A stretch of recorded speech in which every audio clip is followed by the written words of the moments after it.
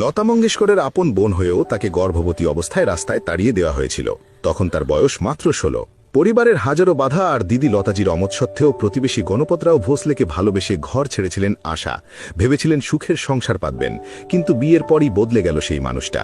স্বামীর শারীরিক ও মানসিক অত্যাচার আর উপার্জনের সব টাকা কেড়ে নেওয়া সবই মুখ বুঝে সহ্য করছিলেন তিনি। কিন্তু সব সীমা পার হলো 1960 সালে।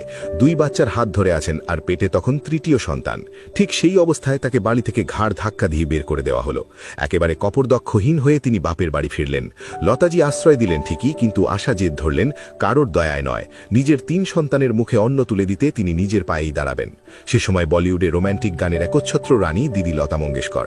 আশাকে দেওয়া হতো সেই সব গান যা অন্য কেউ গাইতে চাইত না, যেমন ক্যাবারে বা আইটেম সং। কিন্তু তিনি হার মানেননি। সেই অবহেলিত গানগুলোকেই তিনি সুরকার আর.ডি. বর্মন বা পঞ্চম দার সাথে হাত মিলিয়ে এক অনন্য শিল্পের পর্যায়ে নিয়ে গেলেন। আর সুরের এই মেলবন্ধনই শেষ পর্যন্ত পরিণত হলো গভীর ভালোবাসায়। আর সবচেয়ে অবাক করা তথ্য হলো, তিনি শুধু গানের রানী নন, একজন দুর্দান্ত রাঁধুনি বা শেফও ছিলেন। নিজের সেই রান্নার শখ থেকেই দুবাই, লন্ডনের মতো শহরে তিনি খুলেছিলেন বিখ্যাত রেস্তোরাঁ চেন আশাজ।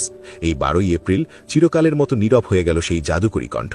শূন্য থেকে শুরু করে জীবনের প্রতিটি বাঁকে লড়াই করা আমাদের প্রিয় আশা তাই পাড়ি দিলেন না ফেরার দেশে। তার এই